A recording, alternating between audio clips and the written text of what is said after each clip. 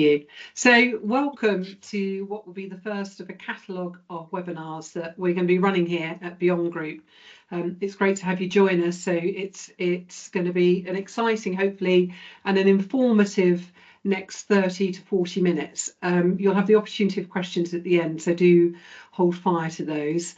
These webinars are designed to share knowledge, if nothing else to get you thinking, and also to give you probably a little bit of a better understanding of the services that we have here at Beyond and how we choose to work.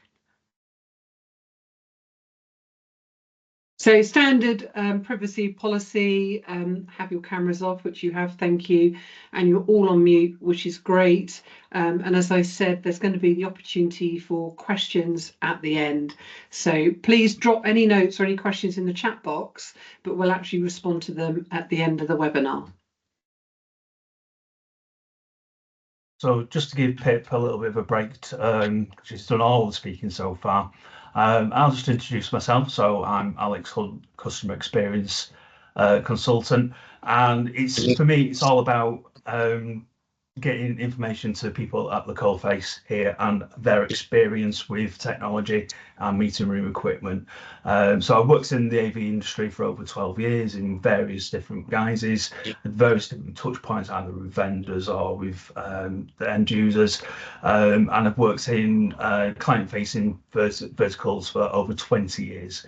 And for me, it's just all about making sure that things work, and they work the first time and right time, and things are fit for purpose and accessible to people more than anything else. So I really love about finding pain points for people and just resolving those kind of experiences and just making sure that people really get the love for AV that I do as well. Alex.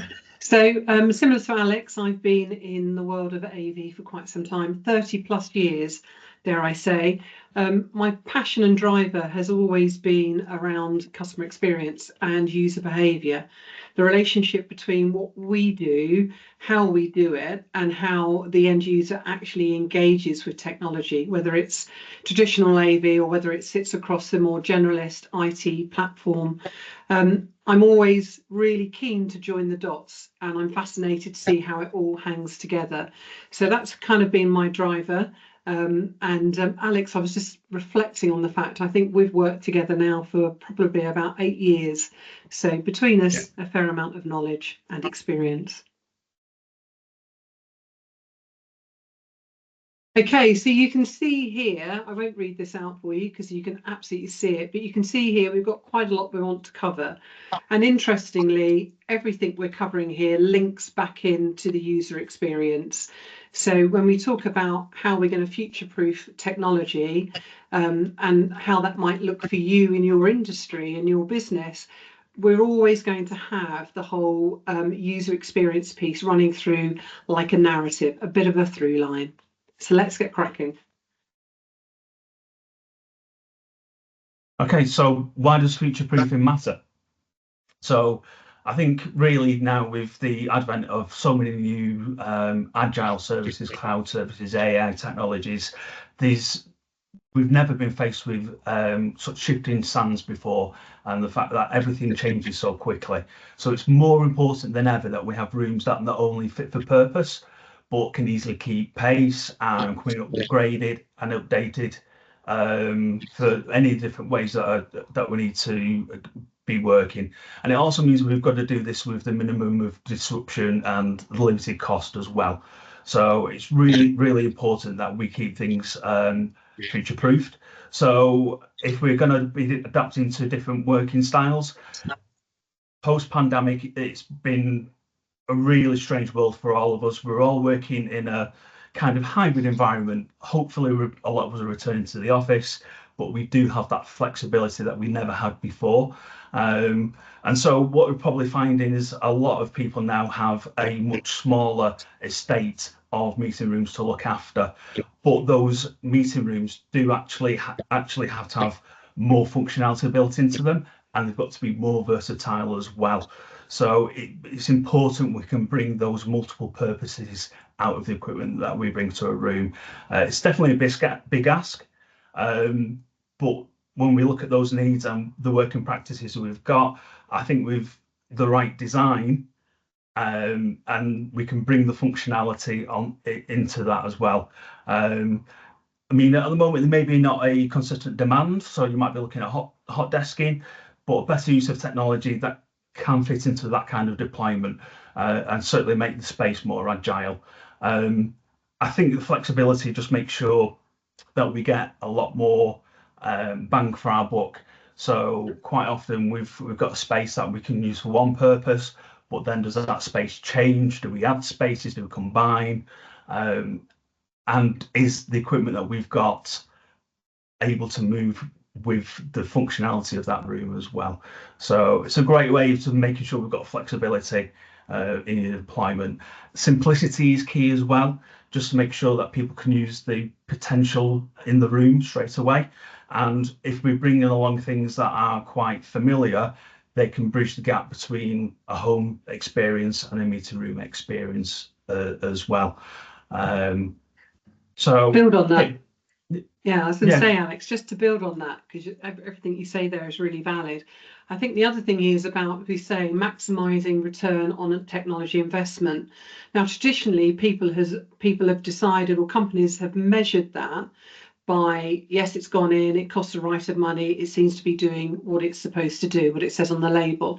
Actually, we need to look at that in a slightly different way. I would actively encourage you to. The best way of measuring return on investment when it comes to any rollout, in this case technology, is actually through usage of the people within your organisation. The most expensive and the most valuable commodity you have within your business are the people who work within it. So making sure that they get the most from that technology, that it enhances what they do on a day-by-day perspective, is the true value return on investment. And it's that we actively look for with our people first, people-centric approach here at Beyond, ensuring that you're not just saying, yeah, this is gonna improve the way our teams work, but you're actually checking in, you're engaging with them at the very outset is key. Knowing that they are finding technology aids them when it comes to productivity, to use of time, but also, there's an element here around mental well-being. If we can remove the level of frustration when it comes to usage of technology by having a smooth and simplistic way of engaging with your users so they truly get it, then you're having, as I said a moment ago, the real value return on investment. This feeds into enhancing the employee and the client experience.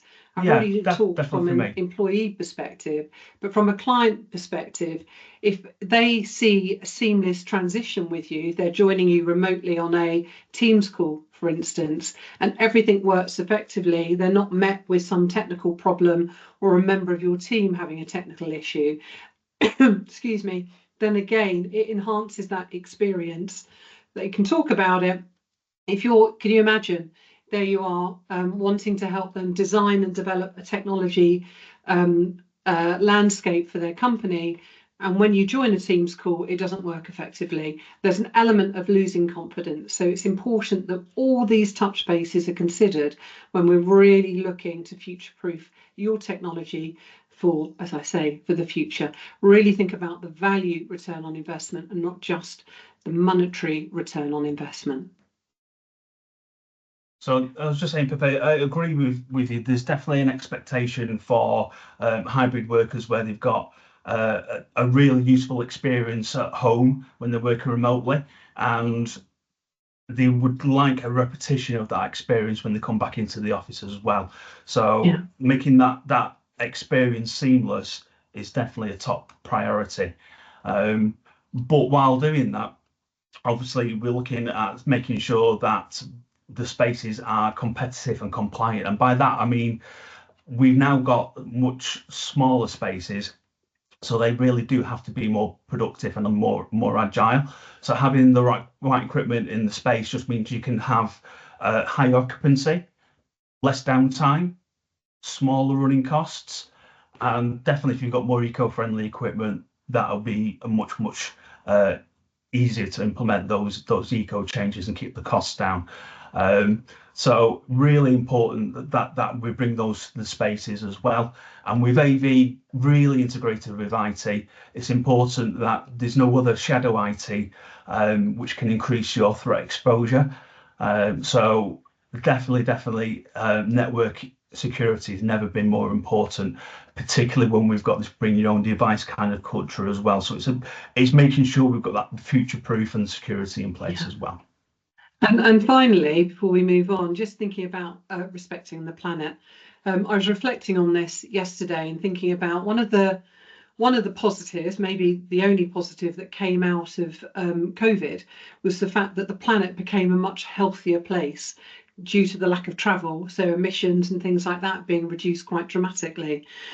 We all have a responsibility individually, collectively, as an organisation, to do what we can to protect the planet, and whether that's around net zero carbon footprint, whether it's around increasing sustainability, all these sorts of elements are things that we want to consider moving forward. How can we design and deliver solutions that not only work effectively internally, externally, but also are designed with the planet in mind? Okay, so one of the aspects we did say we could look at would be AI and automation. I'd like to kind of back end that by saying as well, just some of the more smart aspects that you can bring to a meeting room. But we definitely are in the middle of a really expensive, could be expansive AI adoption rollout. So whether you like it or not, you're constantly using AI assistants to streamline those mundane tasks. Even getting AI bots to look after our diaries and calendars, giving summaries to meetings, giving us next steps and tasks to do. So AI is great in those kinds of respects, and AI can look at our prior habits, understand our needs, and kind of preemptively give suggestions or even make simple decisions for us going forward. So a really useful tool. Not only are we using AI in work, but we've already got it in our mainstream lives with things like Alexa and Google, and can simply get their assistant to dim the lights and play our favorite music just by saying one command. So ubiquitous are out throughout our life at the moment. Common workplace AIs that we see day to day just on our computer would be Copilot or Zoom AI or Fireflies. But for me, this is only just one aspect of a smarter solution. So depending on your in-room system, you might be able to have a device management platform, and it can monitor or even control some of the systems for you remotely. Some vendors allow multiple systems and controls from one platform. So Sony, for instance, have TIOS, and that would allow you to monitor room occupancy or air quality, monitor devices, whether they're on or off or faulty, control signage, control room booking operations, all from a single platform. So a great place to have all your information together, but also your control. Off the back of this information, we could maybe put some suggestions in for the lights to go off when they're not being in use, and then that brings in that ecosystem. Or maybe to, if we don't have room that's being used very much, we can have a look at that. Maybe we can analyze there's a bit of equipment in there that is faulty, and then that kind of brings in the fact that we can do preemptive maintenance. So it's a much bigger picture. It's not just about the user experience, it's about the whole building infrastructure as well. So just about a quick chat with ChatGPT then, Alex, no? Quite different. Okay. Sometimes that makes more sense than talking to your colleagues, so I wouldn't rule that Excellent. out. But there are platforms that cover multiple vendors and multiple types of devices. So we use something called Care Analytics, and it's primarily used for maximizing the video conferencing experience. You can get really granular and see if a particular call's got an issue, if it's a recurring device problem or a certain broadband connection. You can get really granular with that, but it does expand out to other devices via APIs, and you can see whether devices are on or off, get feedback off firmware and things like that. So a really good way of gathering information, and we can do so much proactively with that information to shape decisions in the future, and to also just analyze how things are being used to make those decisions on our journey to the perfect meeting room. Brilliant. So sustainability, touched upon this briefly. So this is really important here. This is a number of ways that we can look at ensuring that the technology that we're using, we're deploying, meets the green credentials and is sustainable. This could be anything from eco-friendly packaging through to the use of AI that Alex referred to then. And also there's green software and hardware. Now this is the development of, for instance, software that runs more efficiently with less energy consumption, as an example. So again, not only can we think about how we can project usage improving, we can also think about how we can be really mindful in our design, in our consultations, in our development of technology when it comes to sustainability. So we can map out the impact the technology that we choose to deploy will have on our energy levels, which again comes back in. There's a number of government grants, there's a number of initiatives happening at the moment, and dependent on the sector you might in, there are some clear deadlines that organisations are having to work towards in order to get themselves to a place where they are sustainable and able to demonstrate that. So having that as part of your thought process, your consideration when it comes to the technology that you use is really important. Alex referred earlier, and we can also think about building management systems that again will monitor any energy that's being used at any moment in time, be able to switch off lighting, electricity, whatever is required, change the temperature of rooms. So all of this plays a big part in the way in which we future-proof our technology for our businesses moving forward. Just on that final point, I think it is important we look at the longevity of the devices that we're going to supply, and that will fit into the flexibility that I'm just going to come on to at the moment.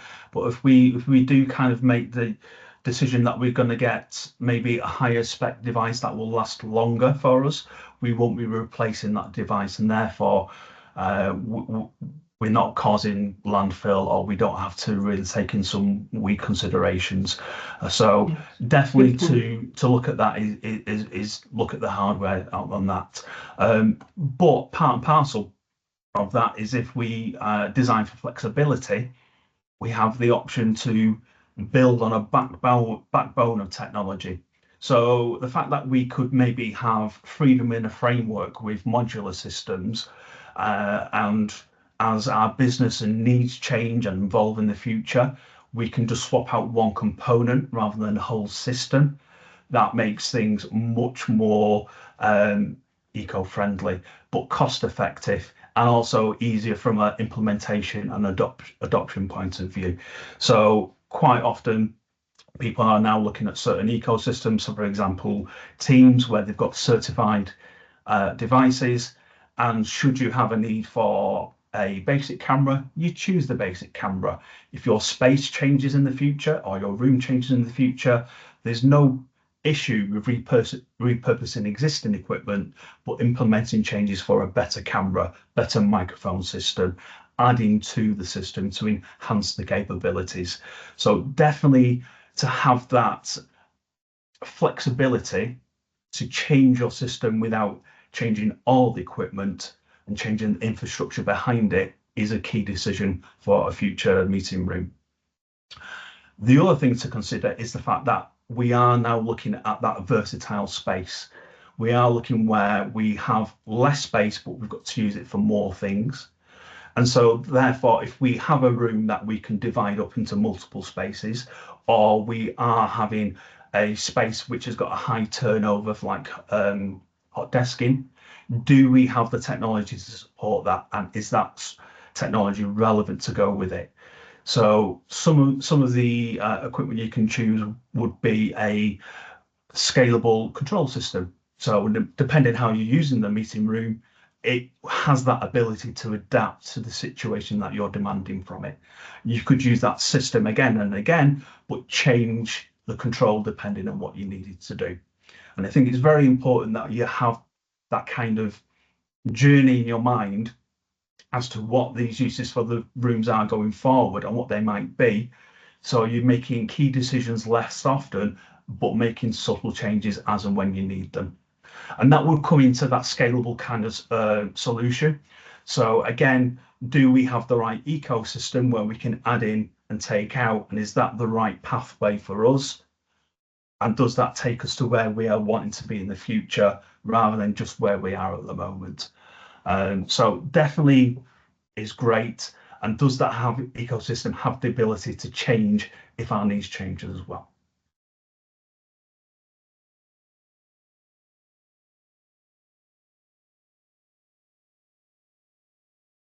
If we jump forward a couple of slides there.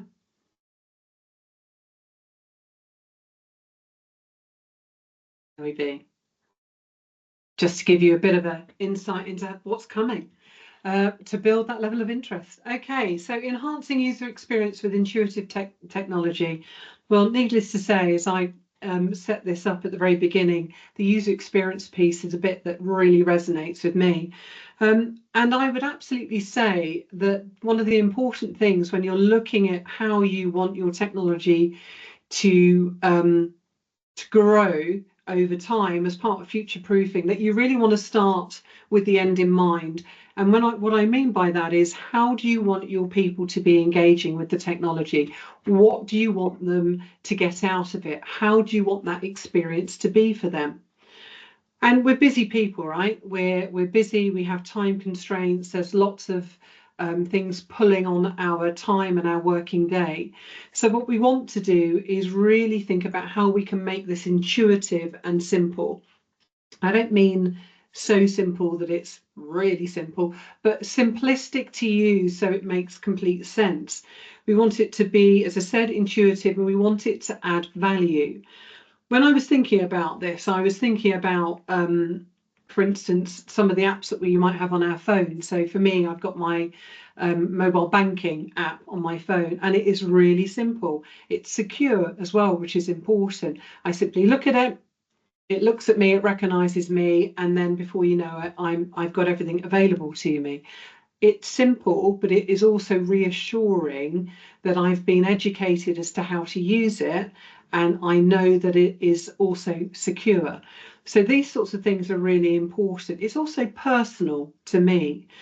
So whenever we're designing technology, what we want to do is look at the users who are interacting with it.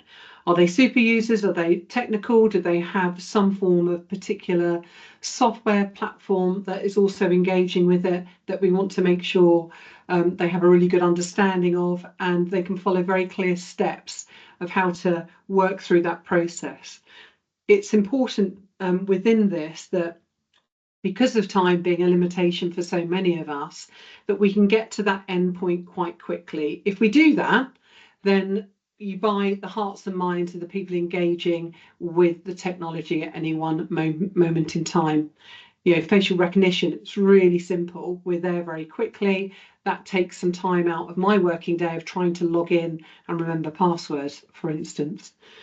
The other thing, when we're thinking about future-proofing our technology moving forward, is also considering the diverse world in which we work in, and looking at inclusivity when it comes to any protected characteristics, for instance. So we want the technology to be accessible for all, really important. We want it to be accessible and inclusive so that all of our users feel the value being invested in them, and therefore buy in very heavily to using the technology.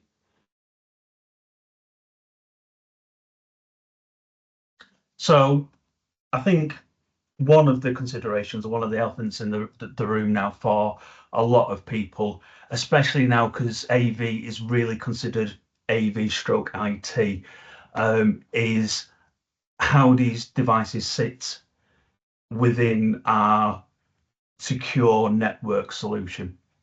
And obviously because a lot of the people who are now implementing AV solutions are network managers or IT controllers. I think it's really important that they have an understanding of the possible vulnerabilities that any of the network equipment can bring, and also how easy it is to actually overcome these as well. So you can use tried and tested methods to minimize your network exposure. Occasionally with AV equipment, it might be at the compromise of features. AV solutions do come with their own vulnerabilities, but manufacturers constantly work, just like Microsoft and Apple and all software vendors, at reducing that risk and exposure. The main way they can kind of implement this is by consistently upgrading their firmware and companion software to go along with any of their devices. So the consideration here would be is, do you know what firmware you're on? Do you know if there are any vulnerabilities that are known within that software? Do you have a way of being updated about when new firmware comes out that will address any security concerns? And it's all about having that plan in place.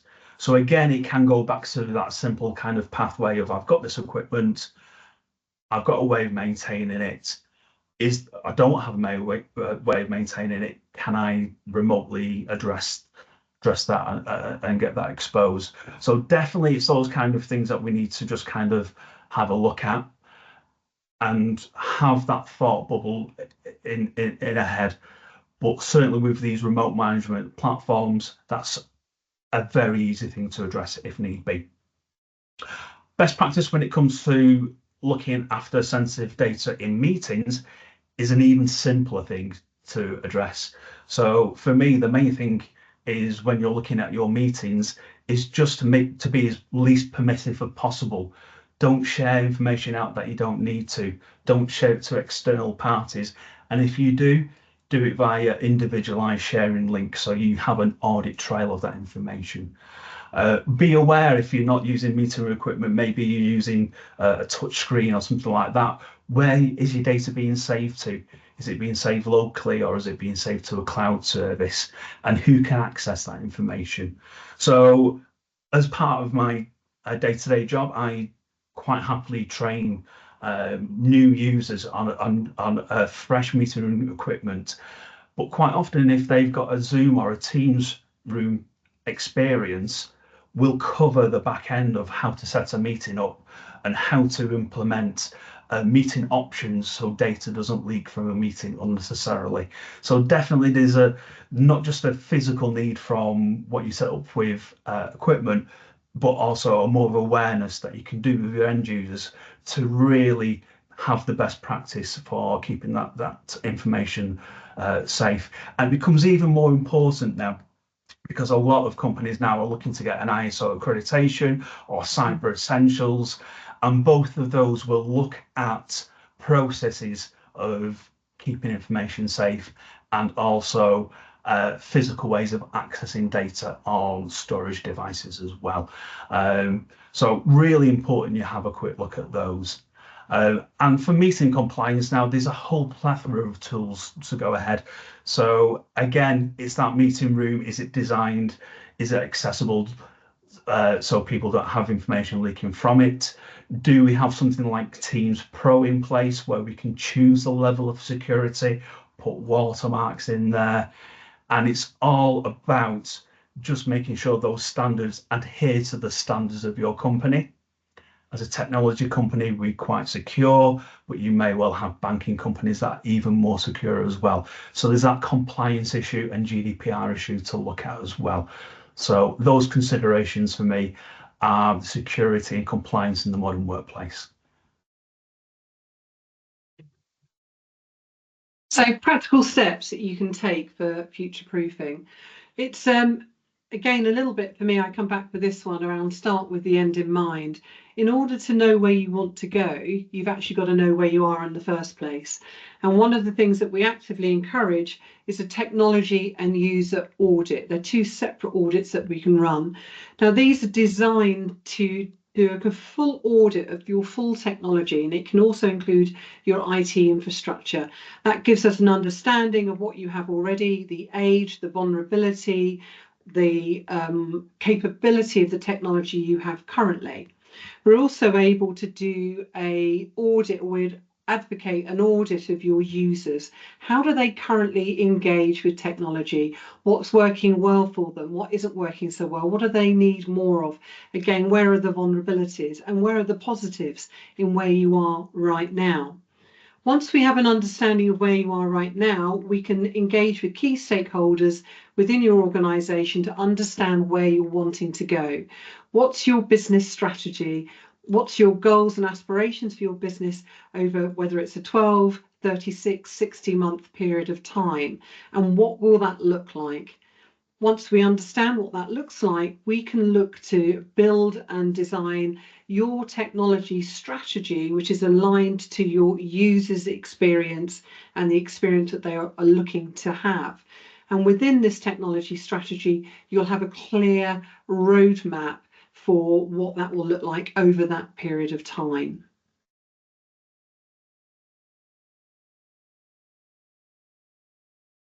So, where do we go from here? Well, we are very keen to email you a copy of our Future-Proof Your AV checklist. That rolls off the tongue, to help you get started on your audit. And we would absolutely invite you to book a 30-minute discovery call with us so we can answer any questions, explore any topics that have come up for you after you have completed your audit, and then really see where you might be able to take your organisation moving forward.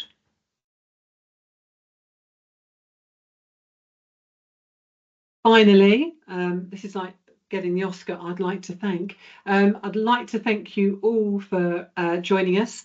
On behalf of Alex and I, thank you for your time today. I hope you have found it informative. And who has the first question?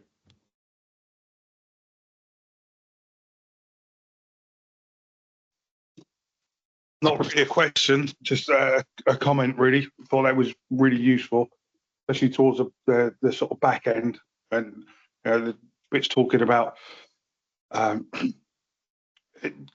choosing an ecosystem that allows you to sort of develop the rooms and not have to sort of scrap stuff and start again. I think that was a really important message. Thank you. Thank you, Rod. Yeah, I think lots of interesting stuff there. I'd be interested in what, when you're conducting a user audit and really getting an understanding of what people need, how do you do that? Okay, good question, Jack. So we can design that depending on how the business works and whether they have global offices or multiple sites. So in essence, what we tend to do is work initially with the key stakeholders to understand their intention for the organisation moving forward. And then we would do almost like a survey, for want of a better phrase, against certain user types, so a cross-section of the organisation. Once we've got that information, we would then pick a selection of those people in order to do almost like a one-to-one 30-minute interview with. So we get a little bit further under the skin. That enables us then to pull all that information together around usage, software applications that work well, technology, those sorts of bits and pieces for them. If we align that then with the technology audit, there's a really good piece of collateral that is handed back to the organisation for them to be able to make some really strategic decisions from and off the back of. At the end of whatever those decisions might be, let's play it out, Jack, and say that they then have a rollout of technology. What we will do is put clear measurements in place at certain times through that rollout to measure the interaction with end users, so that we go full circle, we're able to come back with a solution and demonstrate that things have developed for them. Great, thank you.